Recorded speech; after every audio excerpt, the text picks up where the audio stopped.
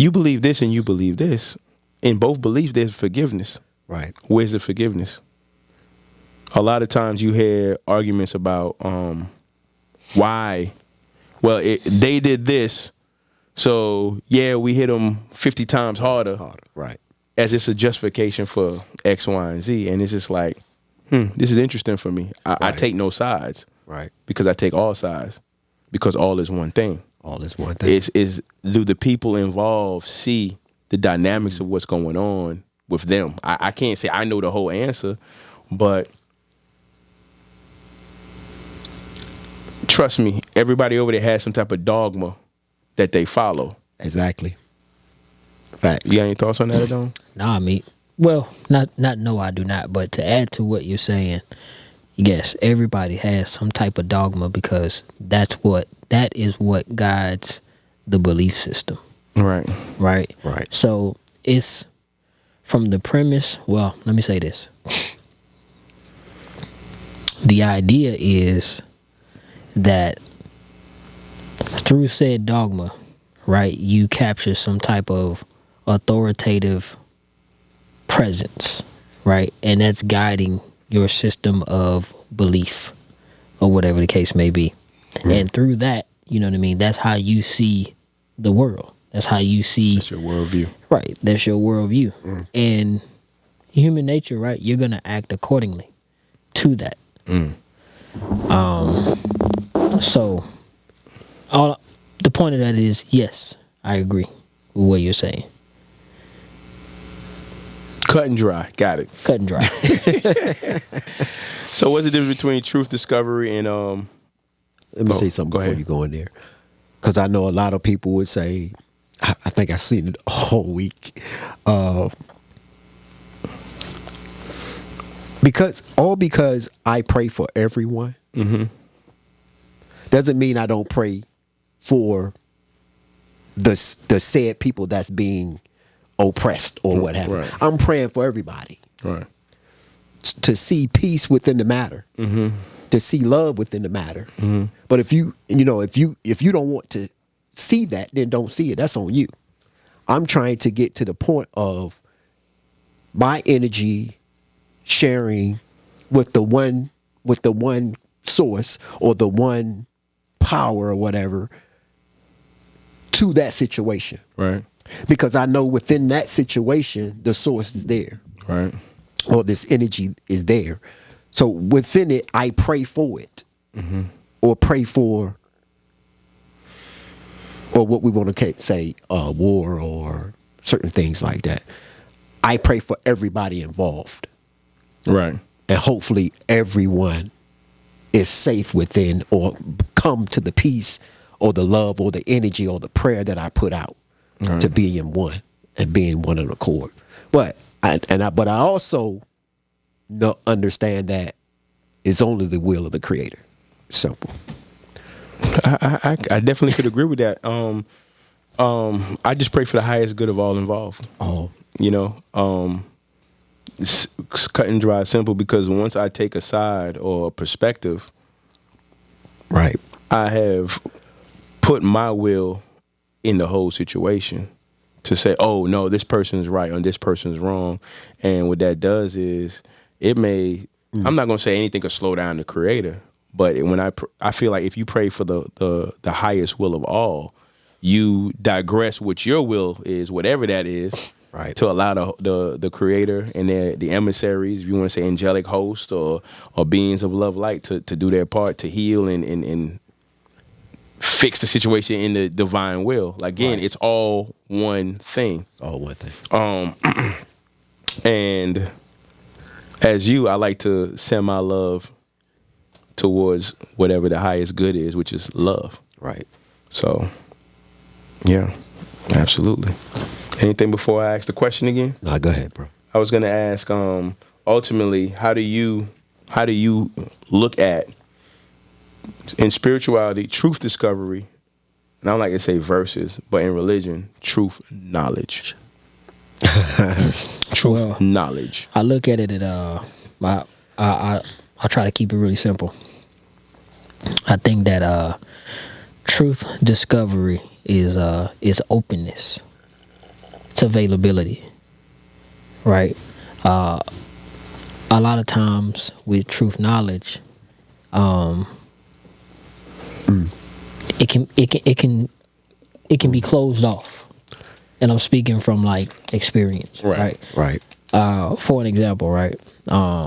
What I do for a living, you know, in some respects, right, you can only know so much in the job that I do, right? You know, and it gets to a point where it's capped off. Right. You know what I mean? Which, in my opinion, right, that may lead to a place of stagnation or circular reasoning.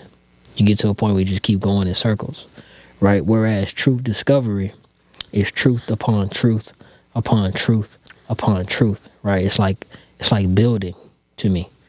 That's what I hear. That's what I feel when I hear the words, right?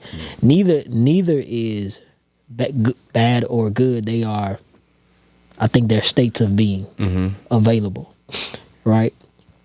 Either you can grow and continue to grow, right? Or, you know what I'm saying, you can grow and maybe you have a brief pause, right? Until you decide you're ready to grow again. Right. Because that's normally what happens, right? So, like, if you are stuck in your system of belief, whatever that is, all good. Right. No love lost over here, right? But you're not. And your experience will be indicative of truth knowledge, right? So it's like when you come upon a certain type of knowledge, right? You may or you may not continue on. I don't know. I guess that's subject to the person and, you know, where they may be at. But like truth discovery, man, it sounds like a journey. It feels like a journey. An unfoldment. Yeah. Right. And I think that's aligned with progression of the soul. Okay. Because if you know that 1 + 1 is 2, well, what's pushing you to go any further than that? Because it's a known and implied fact. You know that. Right. Or you will say that you know that. So let me ask this. So what are you guys is calling knowledge? Are we getting knowledge is from an experience standpoint or from book understanding? That's interesting because I guess from a religious aspect, knowledge is from information that's already written down or said that's past. It's like it's data. Right. Got you. In this instance, because you have other type of knowledge as well, but this type of knowledge is data. Right. This says this, and then this equals this when you do this. Okay, got you. In order to get favor of this person, being, or entity, I must do this. If I don't do it, I might not get favor or I might be punished. Right. So that stems from empirical evidence. Right. So, you know, a lot of times, again, those particular ideas are oftentimes backed by, I'm gonna say, quantifiers, right? So, like, well, Zocane is, you know, and I'm just using this because I see it. He's got his fringes on. Right. He has a nice house. He's Right. following the commandments. Right. Right. And in some manner, people actually induce. They use this line of inductive reasoning, right, to induce. I won't use inductive. I'll use deductive, right? Because they say, well, if this, right, then that. Right. You know what I mean? We can deduce that since Zocane has his fringes, right? He's an adamant law follower or whatever, right? And therefore, you know, his life is pretty good. Right. And that's why. So that's the evidence that they go by. Right. Whoever they are. Which let me throw a salsa in there right fast. I don't wear my fringes because I think I'm gonna be damned to whatever or being punished or I keep the commandments because I think I'm gonna be punished. I don't keep it for that. I keep it for the cultural reasons that we should keep it for. Right. For other people, to show love to other people. That's why. Now, if you would have asked me that 10 years ago, I would have said, "Yeah, bro, I'm doing it because I don't want this to happen." Right.